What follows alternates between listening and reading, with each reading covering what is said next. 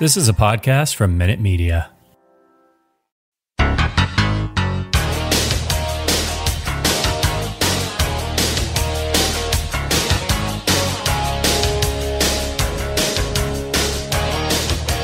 Hello, everybody, and welcome back to the Surely You Can't Be Serious podcast. Jason and I are on a cargo plane full of rubber dog out of Hong Kong. Jeez, I cracked myself up. Welcome back, Shirley fans. Jason, Shirley fans are the top fans. They are the best of the best, and this episode will make them better. Guys, have we got an episode for you today? We have the breakout movie for multiple actors, the breakout movie for a pair of producers that are arguably the biggest blockbuster producers of all times, that ultimately ends in a fiery crash when a naked rehab doctor is found dead of a drug overdose in Don Simpson's pool house. Is this going to be an exciting episode or what? I can't wait to hear that story because I have not come across that in my research. Okay, D, I should talk about how... We should talk about how this episode has been postponed 3 times. 3 times because this movie was supposed to come out in 2020 and then COVID, and then 2021 and still COVID, and now, finally, week from today, when you guys are listening to this, we will be watching Top Gun Maverick, the long-awaited sequel to Top Gun. It's going to be fantastic. The reviews are already spectacular. Yes. They're calling it the movie of the year. Really? Yes. Wow. Best picture of the year is what I've seen. So guys, next week we are going to give you our take. We are previewing this movie for you. We are going to see it before it is released to the general public, and we will tell you, are the critics right or are they wrong? I think we're going to love it either way, probably. Probably so. All right. Hey, I will tell you this, people. Yeah. If you're listening to this podcast today, this is all Top Gun 1986. Yeah. Okay, so there's no spoilers in this episode. Now, next week when we talk about Top Gun Maverick, we're going to give you a preview. We're going to give you kind of the history. Yeah. And then we'll tell you at a certain point that this is the spoiler zone, okay? Right. You're entering the highway to the spoiler zone, okay? There you go, right. So come back next week, listen to us, and we'll give you plenty of room to hit the eject button, and then you can see it on your own, okay? Okay, so let us start with the amazing pairing of 2 of the most iconic producers of the 80s and 90s. I can't wait to hear your Simpson Bruckheimer stuff here. Okay, so Jerry Bruckheimer was Mr. Outside, and Don Simpson was Mr. Inside. Okay. They were both born about the same time, different places. Jerry Bruckheimer came up in Detroit. Don Simpson was born in Seattle, ended up being raised in Juneau, Alaska. And knowing what you know about his life, you will be surprised to find out that he considered himself a straight A Bible student. His parents were devout Baptists. He went to church 4 to 5 times per week. Knew the Bible backwards and forwards, but it didn't stick, I guess. Don Simpson? Don Simpson. Mr. Cocaine and Hookers? Mr. Cocaine and Hookers.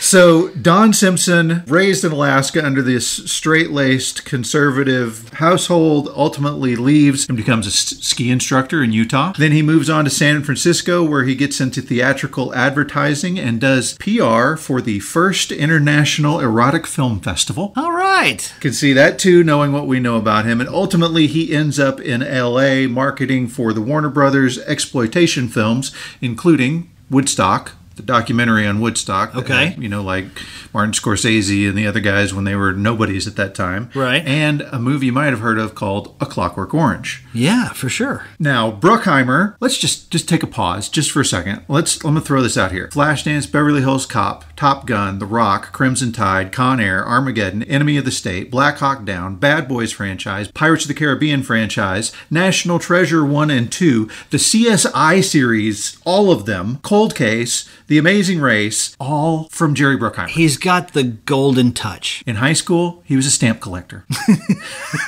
He liked photography and stamps. He went to school, got a psychology major from the University of Arizona. He also went to work for an advertising agency that did commercials for Pontiac GTO and Pepsi. And he decided, hey, I'm going to go out to Hollywood, start working with some directors. One of the guys he worked with was Dick Richards, who did Tootsie and Heat. Yeah. Hadn't done much at that point. But in 1973, some important events happened. Number one, he meets Don Simpson. Okay. Number 2, Don Simpson gets a job at Paramount. And then number 3, a experienced pilot named Peter Pettigrew was released from active duty as a naval pilot. All of these things happened in 1973. Yes. Even though they met back in 73, they didn't start working together until later. Don Simpson gets a job at Paramount. He co-writes a movie with Paul Bartel, who had done Death Race 2000. Yeah. You know what the movie is that they co-wrote? No. Cannonball. Really? Not Cannonball Run, but the original Cannonball with Keith Carradine or whatever his name is. Really? 75, they wrote that. By 77, Don Simpson is the VP of production. By 1981, he is president of Paramount. And in 1982, he gets fired because he is passed out on drugs in the middle of a meeting. I read that too. But Michael Eisner, Jeffrey Katzenberg know that he's a talented guy. He's just obviously struggling with a drug issue. Yes. Before he became known as Mr. Inside, he was known as Don, I've got some good blow for you upstairs, Simpson. So because Eisner and Katzenberg are really fond of him, really think he's got some talent, he just can't lead this company, they say, hey, we want you to stay on as a producer, and they give him the movie Flashdance. And that is when he goes and finds his friend Jerry Bruckheimer and says, can you help me out with this? Flashdance was one of the first times you took great imagery and paired it up with the MTV rock and roll music video type of feel. They hit it big with Flashdance. Right, so that was really the first big hit for both of them. And in 1984, they come out with Beverly Hills Cop.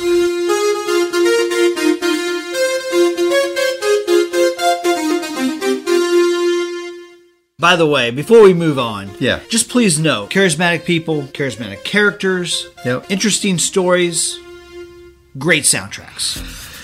Rock and roll, high energy, and action is almost what Don Simpson's life was. Yeah, it's true. Right? Yeah. I mean, it's as though he could pick that out. He wanted to live that life, and he wanted to make those movies. At the same time they're making these movies, Don Simpson goes to the dentist. He picks up a magazine in the dentist's office. Are you kidding me? And he flips to this article that's written by Elad Yoneh that's about the top... What was that guy's name again? Elad Yoneh. Okay. And it's about the Top Gun flight school in Miramar, California. Before he even goes in to have his teeth worked on, he gets the phone and calls the guy who wrote the article and says, this is awesome. I want to do this as a movie. Can I buy it from you?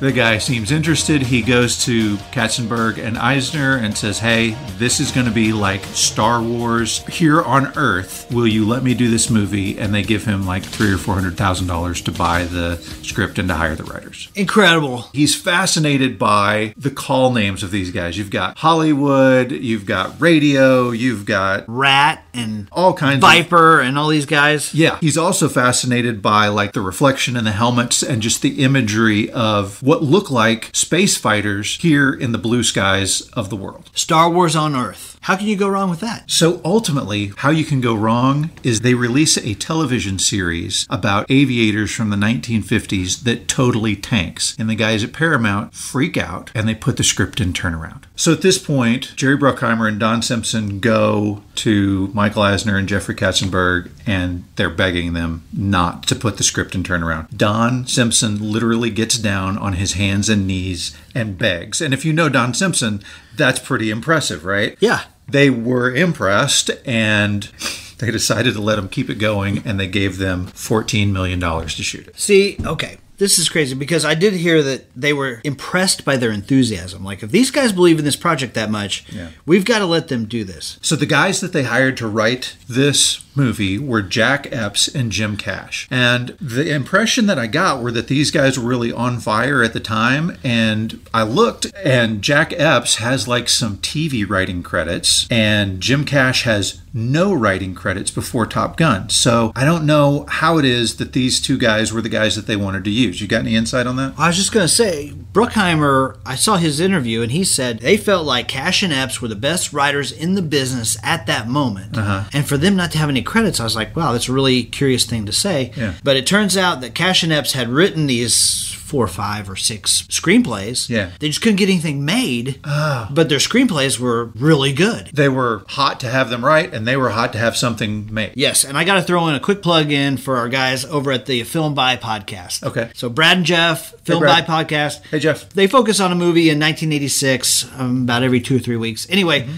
they actually invited me. I'm coming over there. I'm going to do an episode on Legal Eagles. I was watching Legal Eagles the other day. Right there, right after Robert Redford, it's like a screenplay by Cash and Epps. There you go. So Jim Cash was a 3-time college dropout who drops back into college at Michigan State University, gets his bachelor's degree in English, and then he goes and gets a master's degree in television and radio, and he becomes a professor. He's teaching over in Michigan. Okay. And as it turns out, he never goes to California. Like his entire life, he didn't go over there. A few years after he starts teaching, he has a young student named Jack Epps Jr. who does go out to California, and I'm guessing he gets out there and he's like, hey, Professor Jim. Right. Hey, Professor Cash. I'm out here. You've got great writing abilities. Why don't we work together on these scripts? They would talk to each other on the phone for hours and hours. Epps was the guy who was there in Hollywood doing all of the deals, and just Jim stayed over in Michigan and had a happy, quiet little life as he wrote these amazing screenplays. I heard Jack Epps talk about when they offered him Top Gun. He said he wanted to ride it because he was a private pilot and he was hoping to get a jet ride. So they've got the writers, they've got the budget. Now we got to have a director. And they can't find anybody who they feel comfortable doing the aerial footage. Like the most recent well-done aerial footage they can find is like Howard Hawks from like back in the 50s and 60s. I mean, it's nothing's good has been done in years. And so they're like, okay, well, let's just start looking at directors. And one of the portfolios that they look at is from this guy named Tony Scott. Tony Scott is the younger brother of Ridley Scott. Yeah, worked together with him at the company that they had together that we talked about in our Alien episode that did advertisements before they started making movies. That's right. I also have in my notes that they went to John Carpenter and David Cronenberg to see if they wanted to direct Top Gun. Okay. Here's the interesting thing. Just a little interesting coincidence. We're about to cover a movie by John Carpenter, Ridley Scott, and today is Tony Scott. Yeah. So Tony had only done one movie, and it was The Hunger. And we've talked about vampire movies, you and I, quite a bit. I love vampire movies. And one of the movies that I said, hey, here's one. I've never seen this. Have you seen it? It was The Hunger. Yeah. How'd you feel about The Hunger? That movie sucks. It's so incredibly boring. Yeah, you are not alone in your assessment of that movie. Everybody thought The Hunger sucked. And Tony Scott couldn't get a job in Hollywood for 4 years. But he was still doing advertising. And one of the things that he was doing advertising for was the Saab car, S-A-A-B, Saab car. Right. His commercial involved the Saab in a sort of race with a contemporary fighter jet. I saw this commercial, and it's cool looking. Oh, it's way cool. I remember the commercial from when I was a kid. As it turned out, it was the best aerial footage they could find of anybody. And so they said, hey, Tony, how about you come direct this movie for us? Now, his idea initially was to have it be like Apocalypse Now on the sea. And they're like, no, that's not it. And it took a lot of back and forth, and finally he just wakes up one morning and he's like, okay, I think I got it now. It's got to be a rock video in the sky. And he called and he said, how about rock video in the sky? And Jerry Bruckheimer and Don Simpson are like, yes, that's finally it. got You it. nailed it. You figured it out. That's it.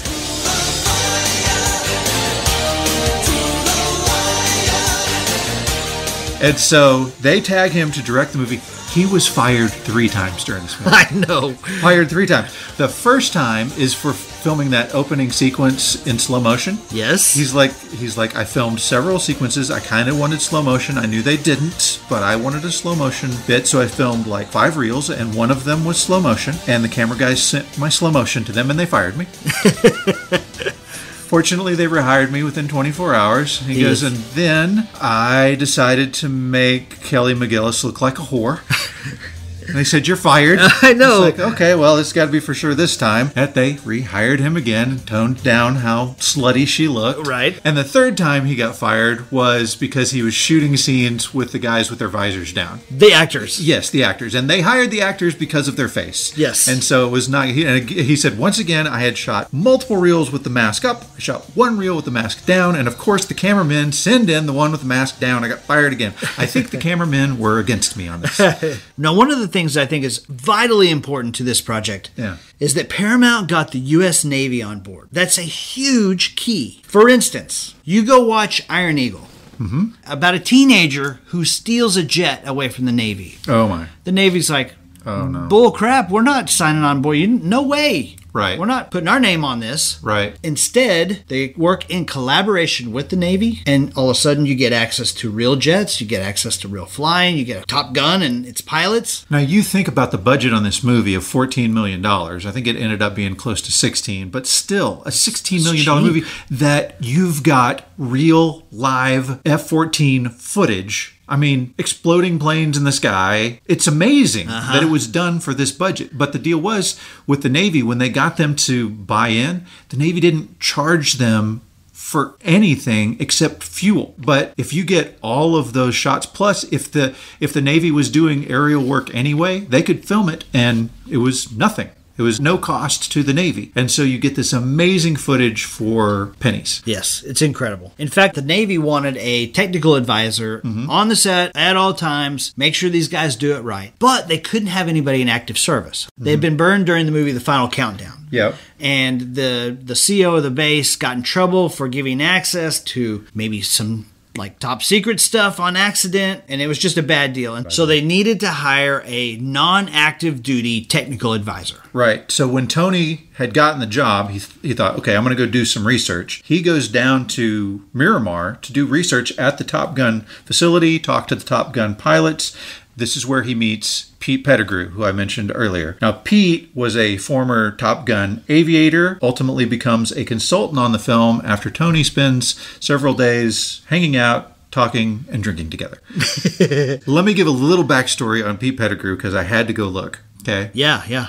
So he goes to Stanford. He's an All-American in both swimming and water polo. He was on the 1963 National Championship water polo team. What? He graduates Stanford in 1964 and, of course, immediately goes into the Navy, enters flight training in November of 64, and by June of 66, he is given his naval aviator status. He is highly decorated. He flew in over 375 combat missions, and in 1970 he is picked to join the fledgling Navy Fighter Weapons School as an instructor. Can you give me a snippet on this weapons school? On March 3rd, 1969, the United States Navy established an elite school for the top 1% of its pilots. Its purpose was to teach the lost art of aerial combat and to ensure that the handful of men who graduated were the best fighter pilots in the world. They succeeded. Today, the Navy calls it Fighter Weapons School. The Flyers call it Top Gun. I love it. So Pete Pettigrew came in 1970 when it's brand new. Yep. And is an instructor there until January of 72. In May of 72, he and his wingman engage 4 North Vietnamese MiGs over Vietnam. He takes out one. His leader takes out the other one, and the other 2 go away. They bug out. They bug out. They bug out. Not one enemy shot is fired. Wow. So Pete Pettigrew, one of the original instructors there, is still over there in the 80s whenever Tony Scott comes over. You know what his call sign is, by the way? I do. Viper. It's the reason that Tom Skerritt's character is named Viper. And it's also the reason why Pete Mitchell, Maverick's character, is named Pete instead of Evan. Exactly. So right before he started working with him, he was still obviously there. He's still in the reserves. He's still helping out and doing stuff. He was also competing in Ironman triathlons before it was even really a thing over in Honolulu.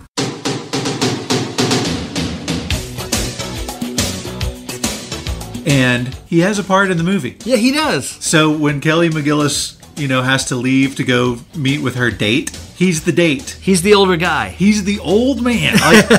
I'm watching this movie. I'm like, why is she with that old dude? And then I just started thinking, I'm like, he was in his mid-40s at that time. That makes me an old dude at this point. He's in his mid-40s. He's competing in triathlons. He's a awesome super pilot, smart guy. Yeah, and he's the old man. 2014, he was a part of a swim relay group that 70-plus-year-old guys, all of them, who swam across the Catalina Channel.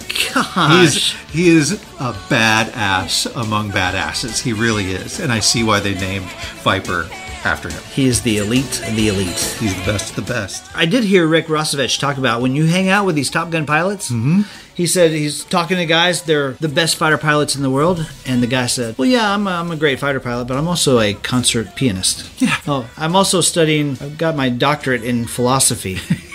He's like, these guys are just extra super talented people. Yep, and probably they go hand in hand, ultra competitive. Mega competitive. An important note, an unrealistic part of this movie is the Top Gun trophy. Right. And Pete Pettigrew said, if there had been an actual trophy, no one would have survived the Top Gun school because they would have all killed each other trying to get it. That's how competitive they are. That's awesome. So a couple of the other guys that were involved, you had Scott Altman, whose call sign was Scooter. Okay. Now, Scott Altman was the guy who you see giving the bird to the MiG at the beginning of the movie. Okay. And buzzing the tower was 100% forbidden. Yeah. Like, it did not happen. Like, if you did that in real life, hand in your wings, you're done. You're never going to get it again. But they had to have it for the movie. And so he's like, well, guess we have to have it for the movie. And so he is the first guy to actually buzz the tower. He ended up doing it 9 times. But the first time, they didn't know it was coming. That is awesome. He actually got in trouble, and it wasn't that the guy just spilled his coffee. They blew the windows out of the office. That's fantastic. Hey, I did hear that Michael Ironside, the guy who plays Jester, said that he was in a hangar. He's like, I was in the hangar. I was like upstairs in the hangar. He goes, those things aren't very tall. And I saw that Tomcat below me. And he's like, it's the craziest thing I'd ever seen. Yeah. And in fact, by the time he had done it several times, people were gathering in the streets going, what the F is going on here? They thought that some fighter pilot had gone crazy and was like, this is my last flight. I'm going to go out in a ball of fire. So that was Scott Scooter Altman, who would go on after the movie to become a NASA astronaut. The guy who buzzed the tower, the guy who had them watch the birdie, became... the finger. Yeah. Sorry, it just does that. Yes, I he know. He became an astronaut at the NASA program and went That's into space. fantastic. That is fantastic.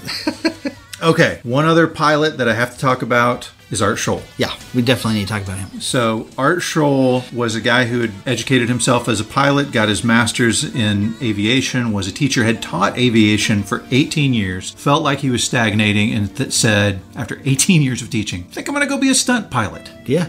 And then he did it for the next 30 years. Like every major aviation film that you've seen, Art Scholl was almost certainly a part of it. He did air shows, he did movies, he did television commercials, over 200 films, documentaries, and TV commercials just for Art Scholl. So the original script had a flat spin in it that they wanted to get footage for. Right. And Art Scholl was like, no problem, I'll go back up. He had been shooting all day long, and it, of course, was one of those like, you don't really need to go do this. He's like, no, I'm good. I'm going to do this. I'll get it. We'll be done. So he goes up over the Pacific Ocean, goes into his flat spin, and then they hear him say, I have a problem. And then he says, I have a big problem. And that's the last they ever hear of him. They never recovered his plane or his body. Yeah. So this movie was dedicated to his memory because he lost his life in filming it. I heard that he was filming like second unit stuff. Oh, yeah. Like stuff to be projected behind Tom Cruise while he's, Oh, yeah. Could have been. in the fake cockpit. Oh, okay. Yeah. Just junk stuff, not even screen-worthy stuff. Yeah, that was a bummer. Okay, let's flip back to Jack Epps for just a second, okay? Okay. We talked about how he was interested in this because he was a commercial pilot, and he was hoping to get a jet ride out of it. Right. They brought him down to San Diego, and he started hanging out with Navy pilots. Now, I called you the other day. I was in Walmart, and I'm like, okay, I've got this thing figured out. So one of the things that he found out when he was hanging out with these pilots is that they have a language all their own. Right. So he's sitting at the bar with these guys, and they're talking about, ACM, and, got the Rio in the back, and he's like, I don't even know what these words mean, but they do, and they all speak the same language. And he said it was a conscious decision. Do we try and, explain this to the audience, or do they just put the pedal down and hope that the audience can keep up? Just drop them in the middle of it. Just drop them in the middle of it. And so that's why you have Rio, and not once do they ever say radio intelligence officer. Right. You're just expected to keep up. Yeah. So he gets his jet flight. Okay. He gets in there, and he realizes when you start pulling 4 or 5 Gs, he's like,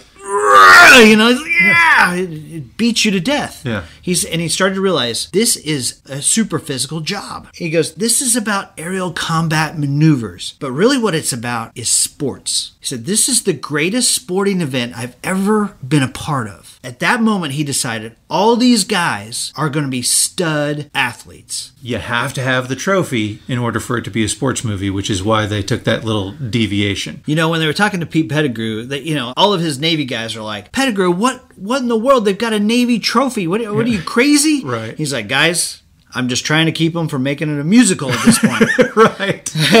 Yeah, they had A story and the B story, and one was the flying and the jets and the competition, and the other was the love story. And they kept realizing that the love story kept growing and growing. Like, oh my gosh. Yeah, Berlin song in here before too long. I can't wait to talk about the soundtrack here in a second. Yeah. So listen to this. So when Epps turned in his screenplay to Don Simpson and Bruckheimer, they said it was the greatest screenplay they had ever seen. Epps was like, this was music to my ears. Yeah. Every screenwriter wants to hear this. But then Pettigrew read it, and he's like, I know the Navy's not going to make this. There's absolutely no way they're going to go for this. A key reason that the Navy didn't want to be involved with Hollywood is for the last 20 years, Hollywood had been against the Army. I mean, we're talking about Vietnam era. We're talking about, the military was not portrayed in a favorable light at all. And a few of the artists and actors who were involved or almost involved didn't become involved because they thought it was a pro-war movie. And it kind of was. It was. This was a flag-waving, chest-pumping, I'm an American, let's go kick ass movie. It absolutely is. Which was unlike anything had been for probably 30 years. That's very true. So the Navy was in a little bit of a dilemma. They needed some positive propaganda. Yep. And of course, Simpson and Bruckheimer are, balls out cowboys. So, Right. So Pettigrew knew that the Navy wouldn't go for it because Goose's death in the original script caused for a in-air collision. Yep. Okay? Yeah. So he goes to him and he's like, guys, the Navy's not going to go for this. An in-air collision? No way. We are absolute competent pilots. This would not happen. No chance. And they're like, well, okay, Goose needs to die. Help us out, okay? Right. Goose needs to die. Maverick needs to feel responsible, but the Navy can't hold him accountable, right. Okay? And so Pettigrew's like, okay, let's see here. And he's going through this list of accidents in his head. He comes to one where a guy flew through a jet wash that he couldn't see. It caused his jet to spin in a flat spin. Guy's name was Gary Barrett. Okay. Bean was his call name. Bean. And so here's the interesting story. They never fully explain the flat spin and jet and Goose's death, okay? I've seen it 1,000 times, and now it really makes sense to me. So when the plane spins on its yaw, the centrifugal force throws the pilot forward, and if you look in the movie, Maverick's face is pressed against the glass up front. He can't reach the ejection handles behind him. And since the Rio is closer to the center of the spin, it's easier for him to grab the ejection cords or whatever. But when you eject, there's 2 parts to it. There's one, the blast off the canopy, and then the second is the ejection seat. And they always tell the Rio, don't panic, make sure the canopy clears before you eject. Well, Pete Pettigrew remembered a specific accident that happened where the Rio pulled the ejector seat too quickly because there's a low pressure spot above the plane and the canopy wants to hover right there. And so absolutely, positively happened in real life. Goose's accident, now I don't know if the guy died, but... He didn't. They walked away from the accident. Oh my gosh. One of them broke a leg, but they were able to get away without more significant injury. Now, here's my funny story about call signs, right? Okay, yeah. So I just got back from a trip with my buddy, Doug Huggin.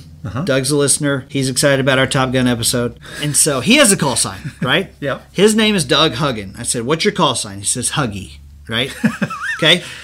And he said he got off light. right? Uh-huh. He knew somebody in the Navy, and his call sign was Skip. He said, think of your worst mistake and think of a funny name involving that, and that's how you get your call sign. Okay. So these cool names like Maverick and, Iceman and all this stuff.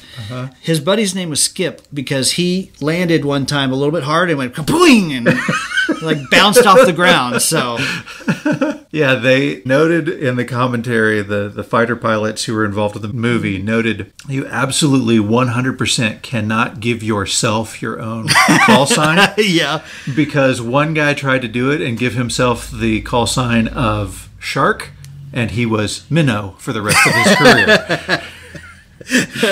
I could totally see that. So one of the things that you said is that Paramount, when they went to Katzenberg and they got on the ground, and they kissed his foot and they said, please, please, please, we're begging you to keep this alive. Well, it didn't happen. The picture died, right? And it sat until there was turnover at Paramount. When the new management came in, they went to lunch with Simpson and Bruckheimer. And they said, well, what do you guys got? We got nothing in the pipeline. What do you have? First thing out of his mouth, he's like, well, we got this thing called Top Gun, and it's about airplanes and fighter pilots, and it's amazing, and we love it, and we want to do it. The guy said, how much? And he said, $14 million? The guy said, go for it.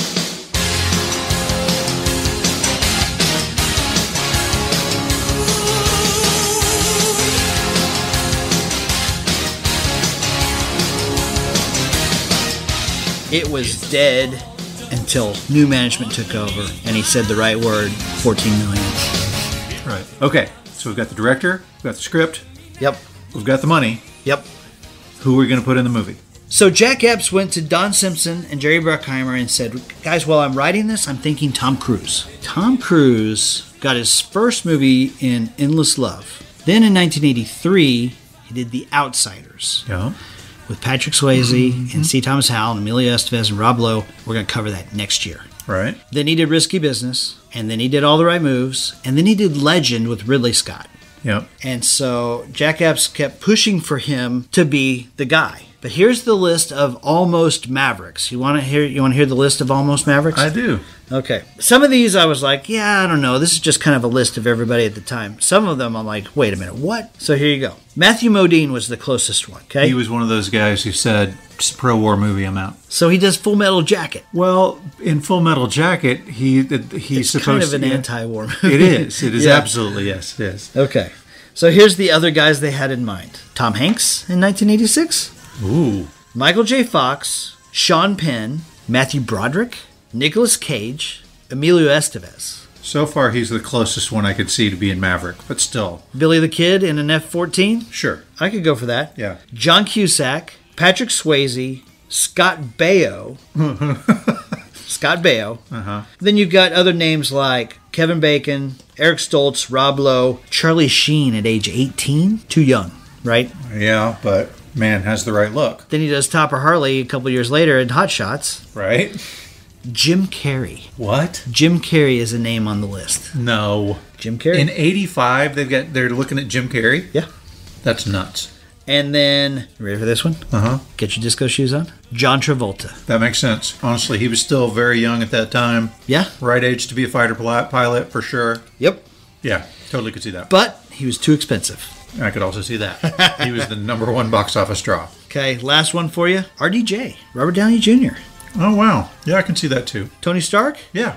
I could. So they kept revising the script, and every time they would revise the script, they'd send it to Tom Cruise and go, what do you think? You want to go? Because he was the guy. All those other guys, he was always the guy that they wanted. Yes. And he never would commit. He expressed some interest, but they could never get him to sort of sign it on the dotted line. Right. And so finally, Jerry Bruckheimer's like, we got to get this kid up in the air. Yep. Calls his buddy at the Naval Aviation. He's like, when the Blue Angels going up again? Yep. Tells him, he's like, okay, come out. We're going to take you out. So there's this fantastic picture that I have that is Tom Cruise, skinny, with a ponytail, because he's just finished up Ridley Scott's Legend, and they're about to take him up. They take him up, and he throws up everywhere.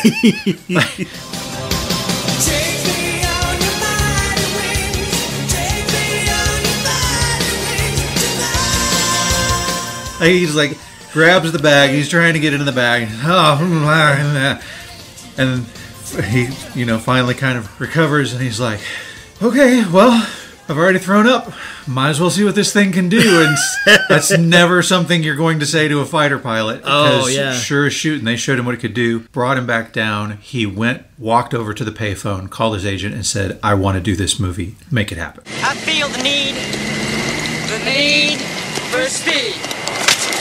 That's awesome. That's awesome. So here's what I heard. As he's in the jet and he bends to barf in the bag again, and as soon as he does a straight, like 5G climb straight up.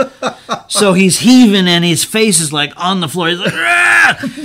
And his pilot's name was Bozo, right? Right. And so he's hitting the call sign trying to go, Bozo! Bozo! And then finally he releases and he is able to pop back up and he's like, dude, didn't you hear me? And the guy said, well, they don't call me Bozo for nothing.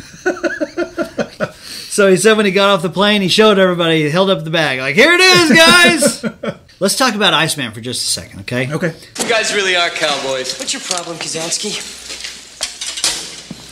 You're everyone's problem. That's because every time you go up in the air, you're unsafe. I don't like you because you're dangerous. That's right. Ice, man. I am dangerous. Val Kilmer did not want to do this movie. He thought it was stupid and silly. Yeah. So when they said something to him about flying, he was like, no way. As soon as we are done filming my parts, I am the heck out of here. He had no interest in this movie at all. And as a part of that deal, he still hung out with the guys and played with them, but he would not communicate with Tom Cruise. It's the whole Greasers and the Socias thing. Yeah. So Val Kilmer had done Real Genius, and he had done Top Secret. Top Secret. He's notorious for being very difficult, right? Yeah, he is. In fact, the director of The Island of Dr. Moreau, the guy who worked with him later in the 90s, said, if I were making a movie called The Life and Times of Val Kilmer, I would not hire that prick. And this is a guy who worked on a movie with him and Marlon Brando. I know, right? Right? Of the two of those, you're not going to expect Marlon Brando to be the more agreeable one. I know. The other guys who flew also threw up everywhere, except for Anthony Edwards. No. There's two O's in Goose, boys. Anthony Edwards did not throw up. There's two O's of Goose Boys. So Anthony Edwards is the charming, good nature, everybody likes him, Goose. Yep. So he's perfect for this part. A lot of his lines are improvised, and he is a funny guy anyway. And he's lovable, boyish, fun, and a good friend. Like he captured that good friend, comedy, cut-up guy perfectly. You know what he never did? His character never went to Maverick and said, stop doing this cowboy crap. We're going to get kicked out of here. Mm-hmm. He just kept going, hey man, listen, I know you're Duke Mitchell's kid and, you know, this and that, and we'll make it, and, you know. Right. Kind of very softly guiding him. At first I was worried about being the best, and now I'm just worried about making it through the program. I got a family. I can't afford to blow this. Also, Anthony Edwards did not know he was going to sing Great Balls of Fire that day. Oh, right, yeah. Tony Scott just went to him and said, hey, listen, I've been listening to Jerry Lee Lewis. We're going to try something. You're going to sing Great Balls of Fire. You shake my nerves and you rattle my brain. Too much of love drives a man insane. You broke my will, but what a thrill.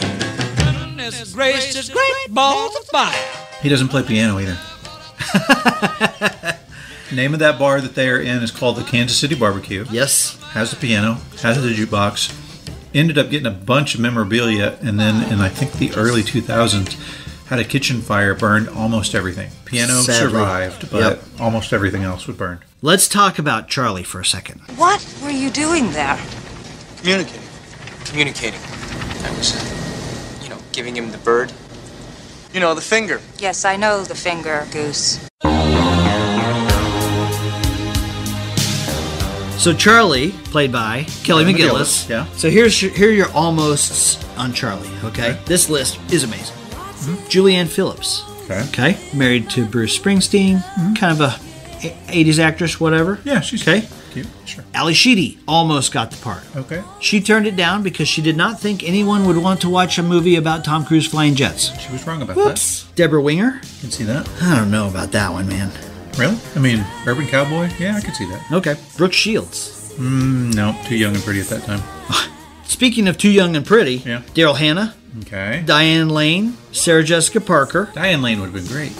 Well, she's gorgeous, but is she old enough to be No, they're his all- instructor? All too young. Okay. That was an important feature as well, with the Navy saying, no, you can't do it this way, because the original script called for him to be in love with another Navy officer. Yep. And they said, no, they are not allowed to fraternize at all. And they're like, well, are they ever around civilians? And they're like, yeah, we've got, inspectors and auditors. That come Technical in. advisors. Well, could she be one of those? Okay, yeah, they could, and that's how that happened. So here's the rest of my list, though. Linda Florentino turned down this role. And here's the one that's going to blow you away. You ready? Yeah. Carrie Fisher. That would have been a good one. Carrie Fisher. I mean, Star Wars on Earth, right? She was old enough to be the instructor. Mm-hmm. She was also 3 years away from the slave girl outfit in Return of the Jedi. So she's looking good. So she was looking great. Yeah. And old enough. And she almost got the part in Saturday Night Fever. And she would have been probably a better height fit for Tom Cruise, too. Yeah, Kelly McGillis is almost 6 feet tall. Yeah. She said the entire time they were filming, she had to wear her bare feet. Yeah, and she sat hunched over the whole time. It's just like I watch that movie and I see my posture and I'm like, oh no. You know why she was cast? Tell me. She was cast. I do know why. I just want you to say it. She was cast because she was old enough. She was 29. She had just come off a Witness. And Tony Scott had seen her with her shirt off. In Witness. In Witness. Yes. That and was so it. he's Tony like, Scott. whew. She's pretty and sophisticated and she took her top off in Witness, so there you go. That was enough for him. So listen to this. The character portrayed by Kelly McGillis is based on Christine Fox, who is a civilian flight instructor that everybody met while they're in Miramar, right? Mm-hmm. She eventually went through the ranks and retired in 2014 as Acting Deputy Secretary of Defense, the highest post ever held by a woman in the Department of Defense. Wow. That's something. That's a deep dive, too. Good job. Thank you. I've also seen her. Yeah. She's pretty. Majors. She's good looking. All right. Kelly McGillis and Tom Cruise did not have especially good chemistry off screen. You know who she did have good chemistry with? Wolfman. Barry Taub. Yep. Yep. Who was just, I mean, he was young. He was like 21 or something, I think, when they were shooting this movie. He's the guy with the cowboy hat, if you don't know. Hasn't done just a whole lot of stuff after that, but apparently she was walking along the street, fell flat on her face, and he came and rescued her, and she said I was a sucker for romance, and so they started dating. Yep. That's a great story. I'm gonna go to bat for Kelly McGillis here for just a second, okay? Okay. A lot of people give her crap because she's not Hollywood glamorous gorgeous. I thought she looked great. I thought she looked great, and I thought that the romance between them was very believable. Let's talk about Carol for a second. Hey, Goose, you big stud!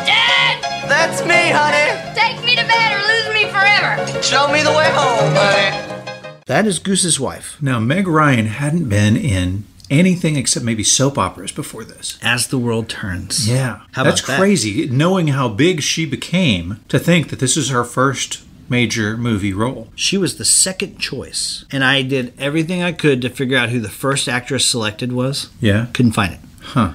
Tony Scott hired this other actress. Bruckheimer went to Tony Scott and was like, I'm not really feeling it with this girl. Yeah. And he's like, well, who's your second choice? And he said, well, this young woman named Meg Ryan, but she's only done soap operas, and I'm afraid that if we hire a soap opera actress that people won't really go for. Mm-hmm. And Bruckheimer's like, dude, only guys are going to be watching this movie. Nobody watches soap operas. Who cares? Right. Hire her. Well, he was wrong about that. Well, he was wrong about that. Because Tony Scott made a movie for men and women. Yes. And just not to deviate too far from your topic, Meg Ryan killed it in this role. I mean, she owns the part, yeah. She has a small part, but she's the perfect combo for Goose. She's young and fun and silly and vibes so well with him.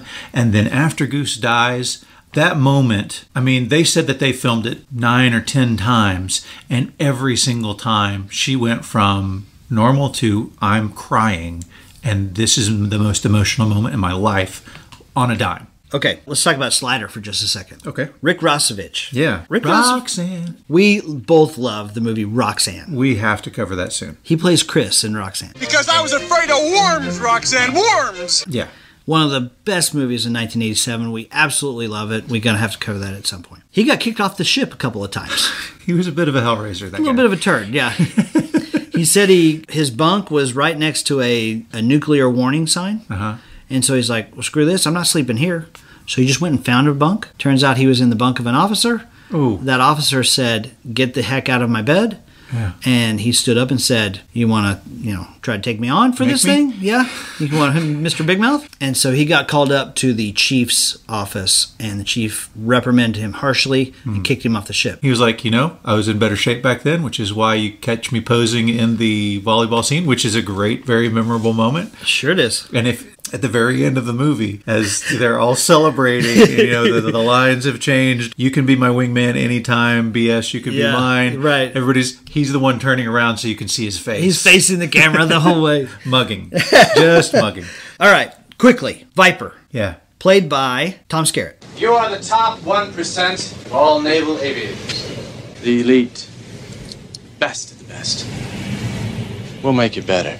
Who had done work with Tony Scott's brother Ridley Scott in Alien. That's exactly Be sure right. and go back and check out our Alien versus Terminator episode. They originally thought of Louis Gossett Jr., Iron Eagle. an officer and a gentleman. So Yeah. he'd played the military guy. Right.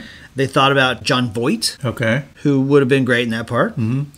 But I thought Tom Skerritt does a great job. Fantastic. Yeah. Okay? All right. Now then, Michael Ironside, Jester.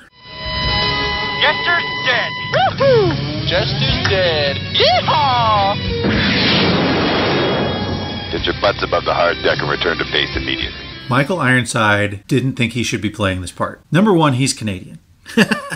Number two, he didn't feel like he possessed the right kind of attitude and physique to be an officer in the Navy. And so he's on board the ship. He's obviously in costume at this point. He can hear this, and he sees this junior officer running along as fast as he can. And when he sees Michael Ironsides, he stops, walks, and Michael Ironside's like, "Slow down, son."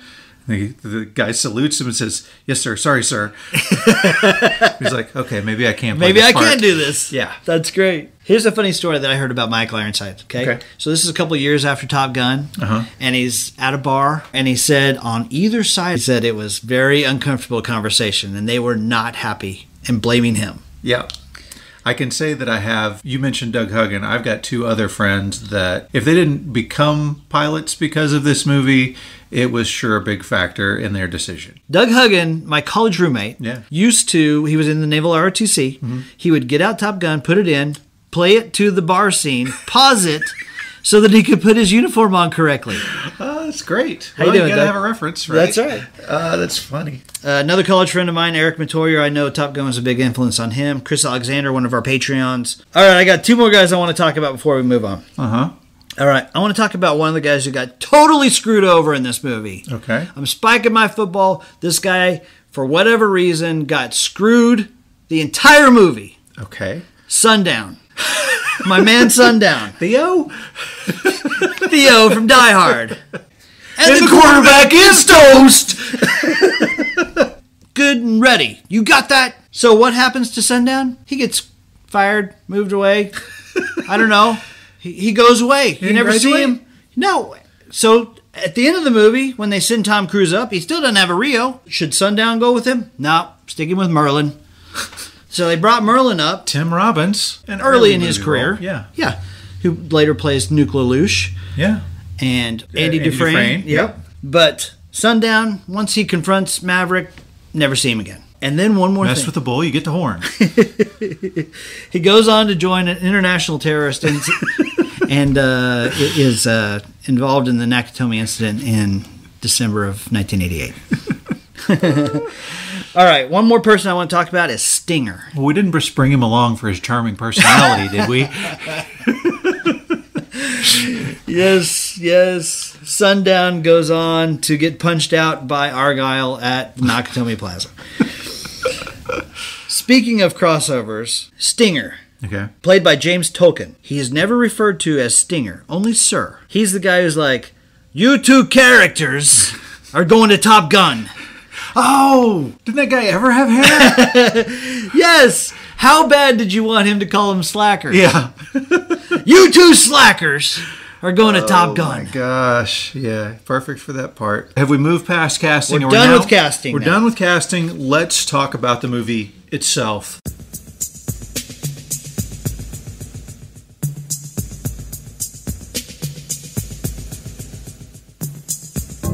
Tony Scott realized that he wanted a rock and roll in the sky movie, right? Yes. And it's interesting because it was very important to him that he hit the golden hour, right? So they're filming at 6 to 7 in the morning and 6 to 7 at night when the sun is just on the horizon and the sun is hitting you from the side. It is golden hour every single time. And that very first scene that you see in the movie, which is all very technical, real guys doing their real jobs, which has the best music transition at the beginning of a movie that I've seen. Blows my doors off every time. Fantastic. And we can get there when we get to music, but so good. That was the scene to me, and I looked him up. I think the only thing that I can recognize him from, John Stockwell, is from Christine, the Stephen King movie. Yes. He was kind of the friend/bullyish kind of guy there in that movie. Did you ever see My Science Project? No. He was in that. Okay. Well, there you go. He was also in Losing It with Tom Cruise. Right. One of the first boob movies that Tom Cruise did. Oh, okay. There you go. I'll check that one out when we get home. So, anyway, Cougar. His character is Cougar, and they have this experience with the MiG, and he gets freaked out. You little old Cougar. Pull up, Cougar. Most war movies, you start off with a death, right? And Pete Pettigrew talked about that. He's like, all of these other war movies, you start off with a death, and now the main character's got to, like, avenge the death or something like that. Sure. And so you're watching him come in, and that plane, I don't know how they got the pilot to wave that plane side to side, up and down, diagonal like he was, but I'm like, dude, that guy's going to crash. Absolutely. He's about to crash into the deck of the aircraft carrier. Everyone will die. You know that was in the original script, right? Well, that was what Pete Pettigrew said. You guys shouldn't do this. And they followed his advice. They're like, all the other guys do this. Why don't you have something where you build a relationship with a character so that when he does die, that you feel it? And so that's why they changed it, was his advice. What you did was an incredibly heroic thing. What you should have done was land that plane. You don't own that plane, the taxpayers do. Right. I listened to the commentary on this. Yeah. You got Pete Pettigrew and Mike McCabe and several other of the pilots, right? Sure. Who were talking, and they all said they knew something like this happening to somebody that they know. And that doubt and that second guessing, it really will make guys go, I'm turning in my wings. I'm not going to do this anymore. Wow. Real life. Here's the thing I want to talk about the opening scene. Yeah. So when Jack Epps was talking to all these guys, he's like, what's the scariest thing you guys do?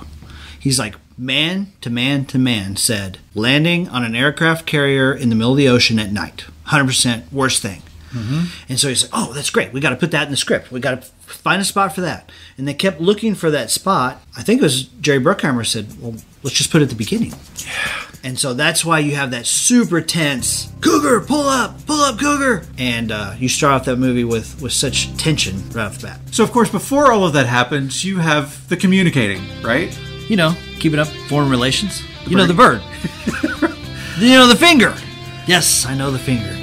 Love that scene. Look at the birdie. Jeez, I cracked myself up. So Pettigrew said they did actually do this type of stuff when they would engage with an enemy. You know, he says it's a true engagement, you probably are never going to see the guy if you get hit, right? I mean, if it's a genuine, right, we're in a fight. In the situations where there was a meeting, but it wasn't like a fight type engagement, right? They would communicate, like they'd see each other and they just kind of appreciated, hey, you know, he's just doing his job, I'm just doing my job. He said, but we wouldn't like flip each other off. It'd be like we'd show them Playboy pictures and they'd hold up a bottle of vodka. You know, that was the exchange that they had between them. That's pretty funny. Yeah. I like that. Big problem, so yeah. while we're right here, this is one of my biggest problems. Okay. Yeah. It's a total cowboy move to be in an inverted negative dive with a MiG-28. I get it. Yeah. 1.5 meters from an airplane. Going 1.5 meters. 800 miles an hour. Come on. Ludicrous.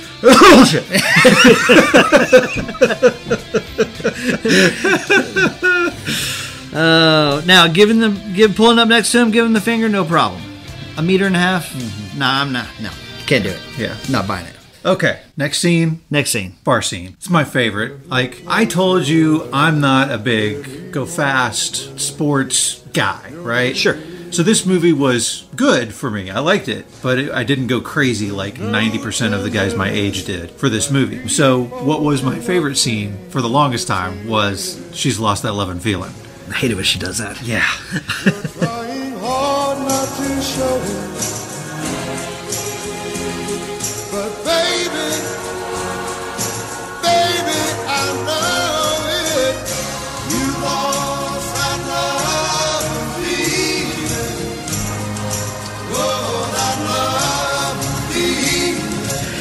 Oh, that scene is so good. I mean, there's so many quotes in this movie. When they walk in the bar and Maverick says, "This is a target-rich environment." He said, "Goose, even you could get laid in a place like this." But the "you've lost that love and feeling" scene, how many proms and high schools and summer camps reenacted that scene in Top Gun? We did it routinely in the classroom when I was in school. We'd find a girl and we'd all go sing it. And the place where they went was called the Oak Club. And up until probably just a year or so before they started filming the movie, they still had strippers at the Oak Club.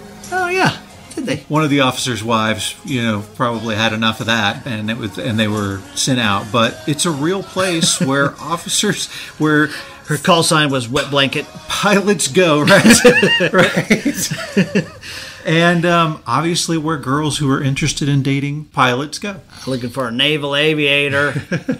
By the way, "You've Lost That Love and Feeling," sung by Bill Medley, who we covered in our Dirty Dancing episode. That introduced Bill Medley to me. Yeah. I'd never heard of the Righteous Brothers. Okay. So when Dirty Dancing comes along and the song Time of My Life comes out by Bill Medley and Jennifer Lawrence, I'm like, hey, it's the guy from Top Gun. Right. All right. We have to talk about the volleyball scene.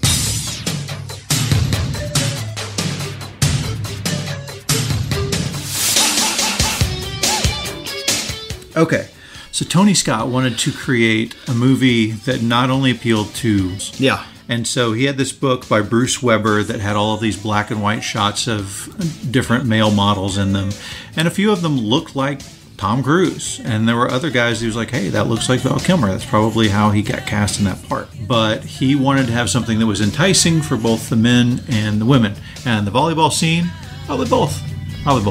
Absolutely. You got the volleyball scene, you got the locker room scene, which we need to talk about both. There are no showers for the real Top Gun students. Yes. There are not. They have locker rooms, yes, but usually they'll leave in their flight clothes, and if they're going to the bar, they change clothes in the parking lot. Exactly. There are no showers, but... That is pure Hollywood, the locker room scene. Yep, but as a sports movie, you have to have it, and as a movie that you're wanting to appeal to women, you have to have it in a situation where guys are shirtless and wet. Yes. There's so many funny quotes in that locker room that I still say today, right? Mm-hmm. So the one that cracks me up, it's in the background, and you hear the guy in the background go, 5 more seconds, Wolfman, I'm coming in. But when Val Kilmer and Maverick lock horns in the locker room, Cowboys, Maverick turns around and says, "What's your problem, Kazansky?" Which I say all the time. "What's your problem, Kazansky?" Right. He says, "You're everyone's problem. Every time you go up, you're unsafe. I don't like you because you're dangerous." Says, "That's right, Ice Man. I am dangerous." Yeah. And then you get the teeth chomp. Yeah. Which is a very ridiculous retort. I don't really understand that. It's memorable. It's memorable. But that whole scene is put there so that you can have some interaction between the characters and something for the ladies. Now then, the volleyball scene. There was no volleyball net there. Nope. That afternoon, they brought in a dump truck full of sand, set up a volleyball net, told the guys to take off your shirts and let's look like studs.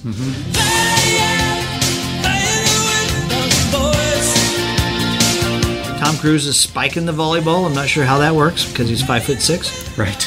But the funny part about that is that Val Kilmer says, if you look at that scene, he's almost in none of that scene. Mm-hmm. You can see his face. He's off to the side. He's never really featured in it. And Tony Scott said, "Sorry, Val, your stuff all got cooked," which means it got overexposed, so you can't use it. Right. And he's like, "Man, that's bullcrap. This is the best I've ever looked in my life."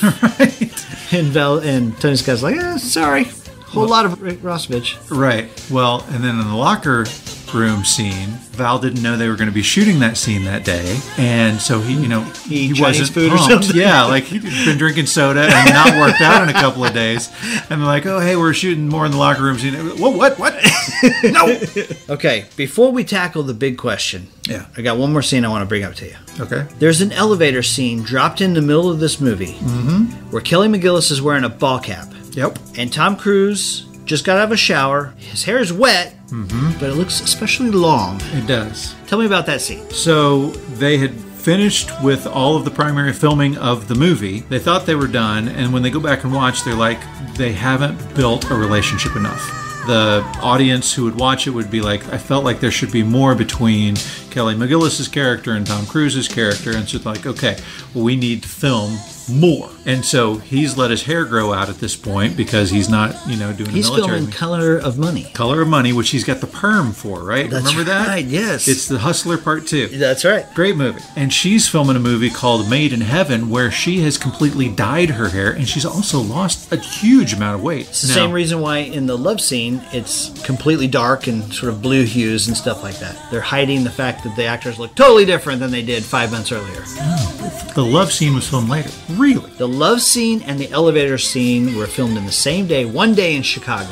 Wow. And it was a rush job. They had like 45 minutes to shoot that. Wow. So that scene was dropped in the middle after screening audiences said they needed to fluff the love scene a little bit more. Wow.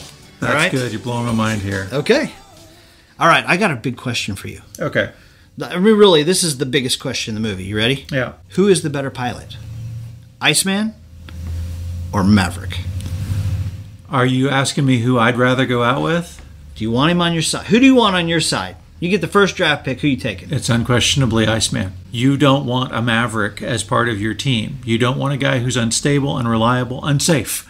He's unsafe. Every time he goes up, he's dangerous. You called me about this. Yeah. This was the Walmart call, right? Yeah. You asked me this question. I said the same thing then. And then I'm listening to the commentary. And of course, Pete Pettigrew says, well, Iceman is the better pilot because you don't want a Maverick. You want somebody who's going to be safe and reliable on your side as your wingman. So there you go. Confirmation of your opinion. I totally agree. Iceman is the better pilot. Maverick is talented. I'll tell you who I don't want is Hollywood, who got his butt kicked every time by Jester. Woohoo, Jester's dead. Yoo-hoo, Jester's dead. Here's another question for you. Yeah, go ahead. Okay, so we've already tackled the Iceman versus Maverick pilot question. Mm-hmm. Yeah. Here's the second question. Yeah. Is there any way you would have Maverick going up, attacking Miggs at the end of the movie after he's demonstrated he's not ready to go back up? No, Iceman is completely right. And this is another thing that's completely inaccurate about the movie. So the guys who were called up to go to Top Gun, they were the top pilots in their particular squadron. So what happens was they would go train at Top Gun, and then when they were done, they would go back and teach the other pilots the dogfighting tactics that they learned at Top Gun. There's no situation where the guys at Top Gun would all go to the same place together. They wouldn't get their orders at the graduation ceremony or whatever, and they sure as shooting wouldn't make it to the Indian Ocean in 24 hours. That's nuts, right? That's all just ridiculous. You got to have Iceman and Maverick flying together, and you have to have that tension of, is Maverick going to lose it like Cougar did, or is he going to come back? Because that's what this movie is all about, is can a guy get knocked down on his knees? I mean, this is the definitive naval superhero, absolutely ego-driven, top of the I'm the best mentality, who gets knocked down to his core, and he comes back. By the way, something I wanted to mention. Mm-hmm. Don Simpson had to go to rehab during the middle of filming Top Gun. And before and after. And after, yes, right. Okay, yeah, Mr. Cocaine and Hookers, right? But they said he would drive into the parking lot, like straight from rehab. Mm-hmm. They say he would crash the car in the parking lot. He would just break into a meeting, disrupt the whole thing, fire everyone, and say, we're not shooting this BS. And they were like, who in the crap is this guy? And he'd jump back in the car with David Lee Roth. So, Don Simpson, a bit of a wild card and struggling at this moment. Yeah, well, it'll be interesting to talk about the what happened after the movie with him. Yes. Okay, so we've got the movie made. Now it's time for the soundtrack.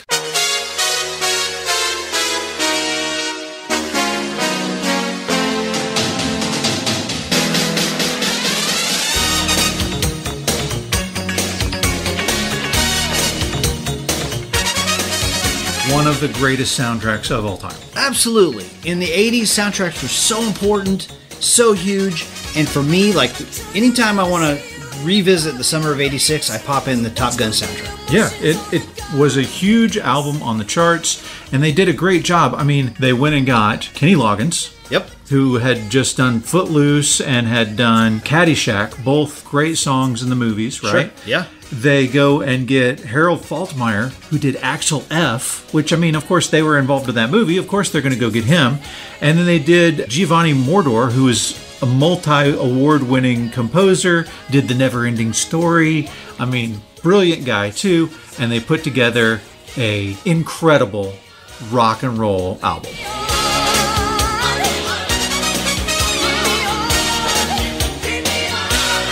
Here's the story behind this. Okay. They put an open call for artists who want to make rock songs for the movie. They show the movie to the people. Kenny Loggins and his people are there, and they're watching. And he looks around. He's like, man, there's tons of talent in this room. So we're going to pick a scene that nobody else is going to go for. And so they chose the volleyball scene. So they wrote Playing with the Boys. Right. Which is classic fun. It's very memorable. Yeah. So he writes that. Yep. The other song, obviously, that's super important to the movie is Danger Zone.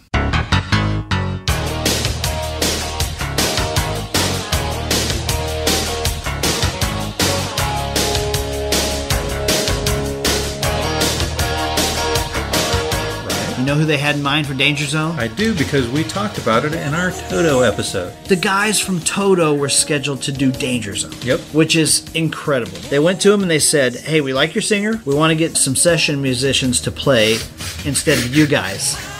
And they were like, we are A-list musicians. What are you talking about? No, thank you. We are out. So Toto called the ball and said, no, we don't have the ball. Right.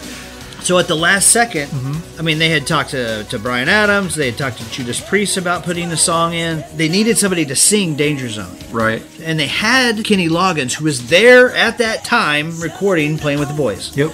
So they called Kenny Loggins. They're like, hey, listen, we got this great song. We got no singer for it. Kenny Loggins goes, I got one question. Is it up-tempo? He's like, because I needed some up-tempo songs for my concerts. Yeah. And they said, yes, it is. He's like, great, I'll do it.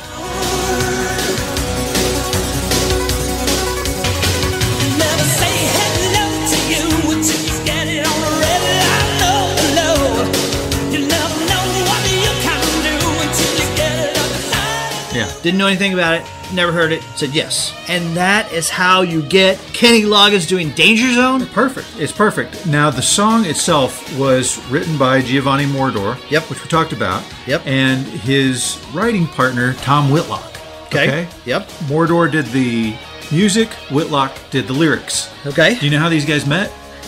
He was his mechanic. Yes.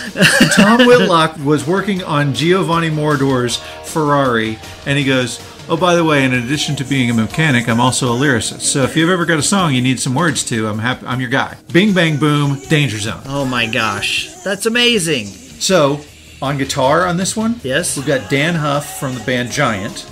Yeah, he's the lead singer from Giant. Yes. And on saxophone, end of the song has saxophone on it. Okay. We have Tom Scott, who also played saxophone for the Blues Brothers. By the way, quick shout out for my man from Giant. He sings one of my favorite songs of all time, and absolutely, I'm going to put this in. Yeah. A song called I'll See You in My Dreams.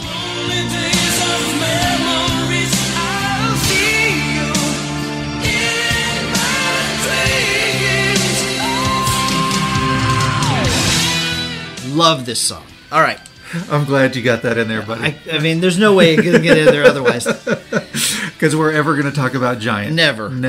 Okay. Okay. So this song almost made it to number 1, got to number 2, kept out by a song that you probably had bleeding out of your ears in the summer of 1986. That's true. Sledgehammer. Listen, Sledgehammer's good and the video's cool. It is not Top Gun Danger Zone. It was because of the video that song received the attention that it did. And it's catchy, but it is obnoxiously catchy. Obnoxiously in your ear. It's an earworm. Yeah. The next thing we got to talk about is the song Take My Breath Away.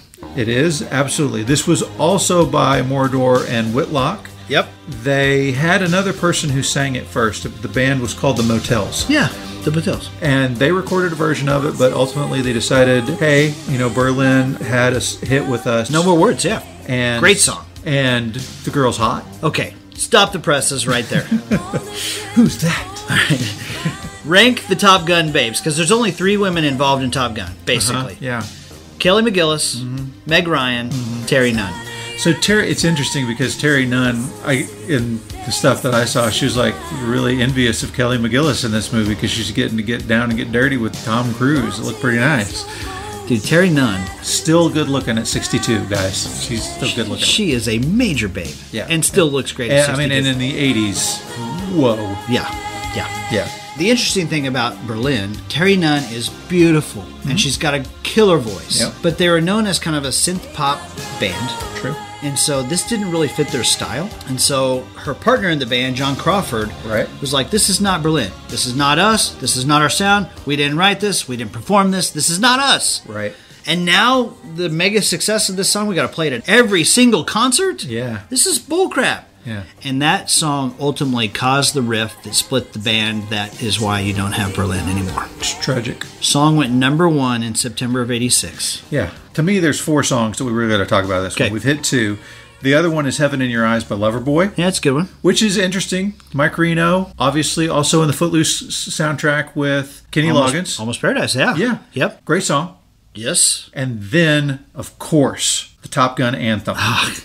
So Harold Faltermeyer, who had done Axel F, comes along and they're like, hey, we need a song that is like an anthem, but also kicks butt. And he delivered in spades. So they're at dinner with Harold Faltermeyer, and Jerry Bruckheimer's like, okay, we need this anthem.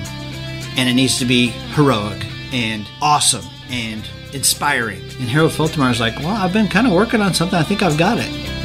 And Jerry Bruckheimer's like, I'd like to hear it. And he's like, oh, when I said that, I didn't really have anything ready. And so Jerry Bruckheimer's like, no, I'm coming over right now. Like, let's go. And Harold Faltermeyer's like, I'm going to get a head start on you. Put your fork down. Yeah. So he raced home and started kind of doing stuff, you know? And the next thing he knows, Bruckheimer's over there and he plays this thing for him and they're like, this is great. And he's like, oh. Yeah. Right. And of course it is great. Yeah. It turns out fantastic. You know who's playing guitar? Steve Stevens from Billy Idol. Yep, Steve Stevens from Billy Idol and Dirty Diana and all sorts of other acts that he's been with. But yeah. Which is interesting because one of the connections I heard was they said before the Top Gun pilots would actually fly, the original guys, the actual Top Gun pilots, they would all listen to Billy Idol. Nice. How about that? That's good. Okay. Hey, one more song, 2 more songs we've got to talk about real quick. I'm going to throw some love at the Cheap Trick song called Mighty Wings. Okay. I love it. Okay. A fantastic song. They play it while they're dogfighting. I love it. It was the only single that was released that didn't end up charting. But I'm glad you like it. I can't believe it. The other song we need to talk about is Great Balls of Fire. Yeah, How in the world is that not on the soundtrack? Well, it ended up being on the movie. You had that one. You had Sitting on the Dock of the Bay. You've Lost That Lovin'. I was listening to the radio on the way over, and we're going to have you sing this song. You probably haven't done a lot of preparation with, Jerry Lee Lewis or the Righteous Brothers or whatever, right? That's true.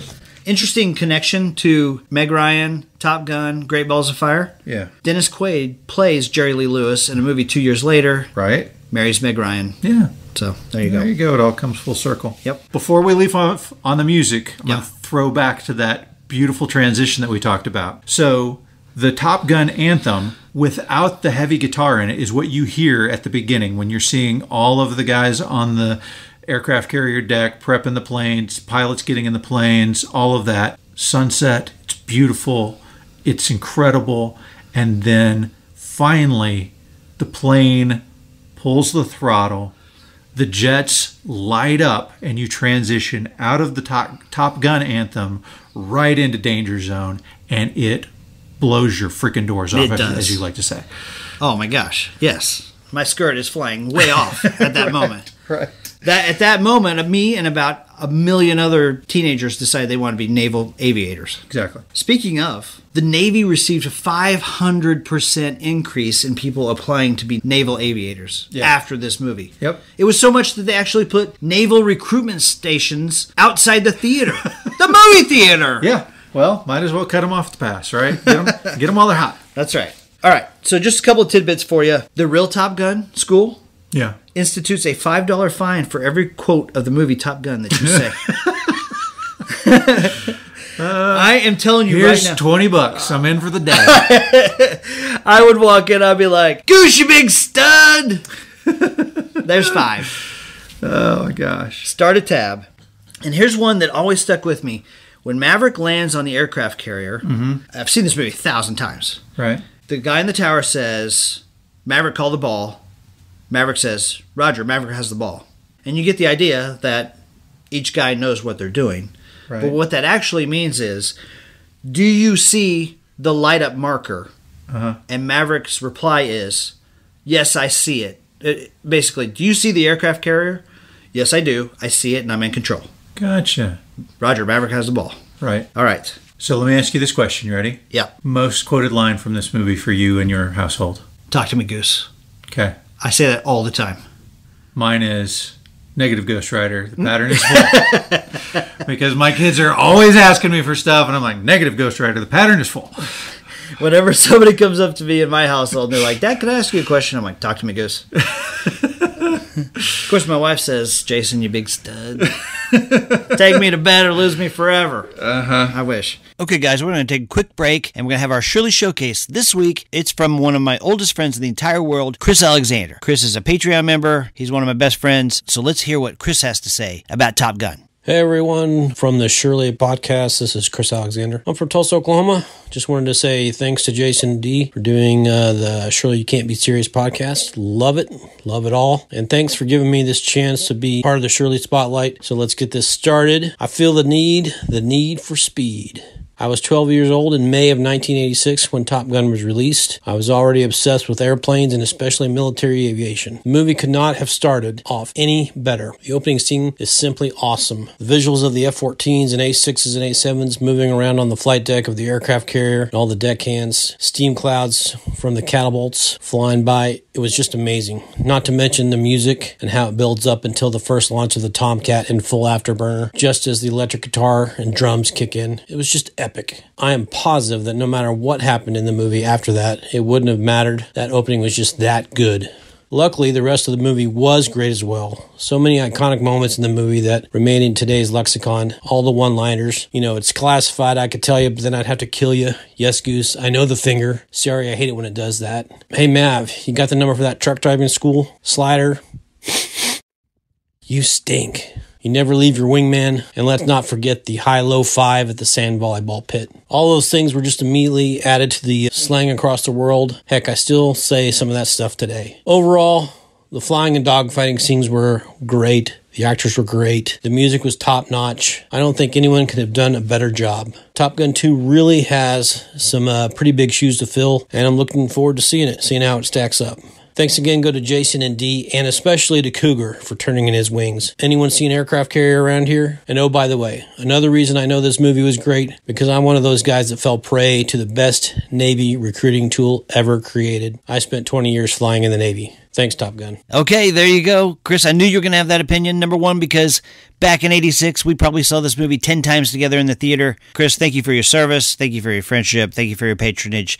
And thank you for your Shirley Showcase. All right, are we ready to talk reception?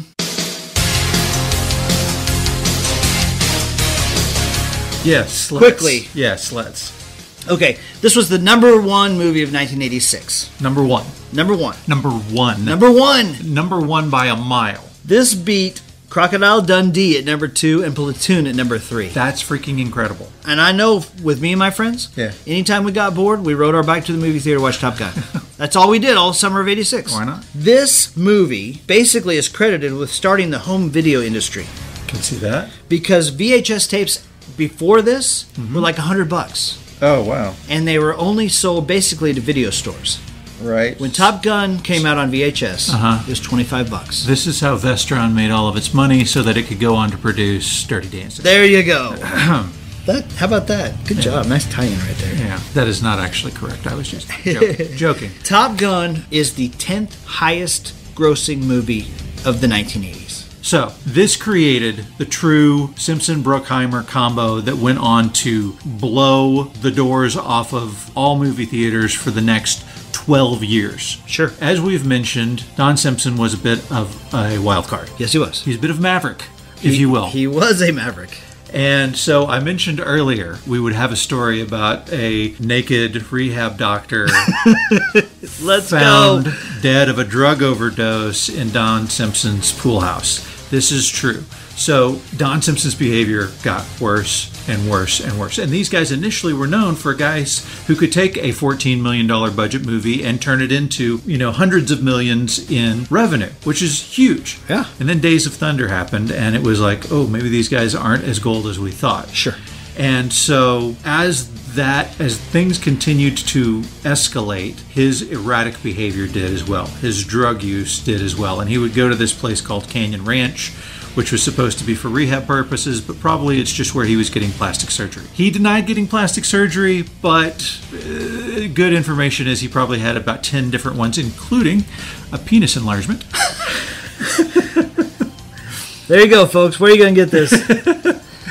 And so his behavior was getting more and more out of control, and people with Jerry Bruckheimer, who was married, Don Simpson was never married, with him, including Jerry Bruckheimer's wife, was like, you got to end this. This guy's out of control. He's going to bring you down with him. And so at some point, he's like, hey, I'm going to have my own private rehab guy come in here and help me out.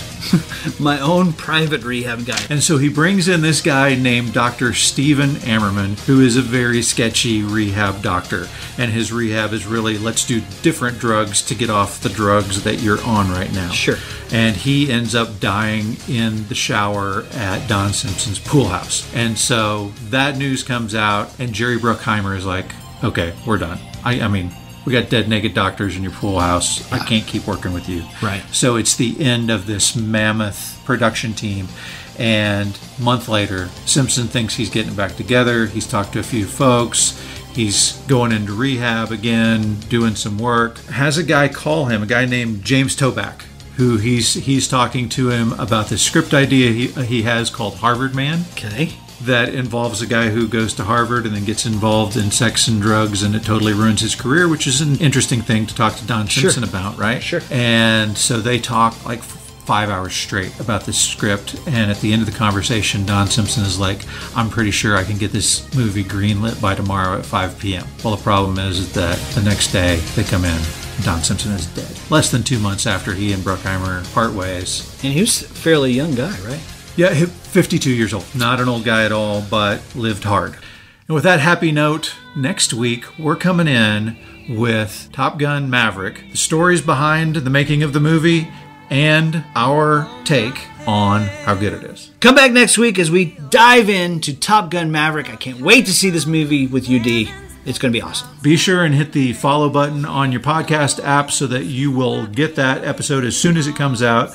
Check out our Patreon page, and if you are so inclined, please leave us a 5-star review. And if you would like to put in a rating that says she's lost that loving feeling, or you've entered the danger zone, or any quote that would cost you $5 in the Navy, we will enter you into a contest to win a special prize yet to be announced. Thanks, guys. We'll see you here next week. Hit the brakes, fly right by.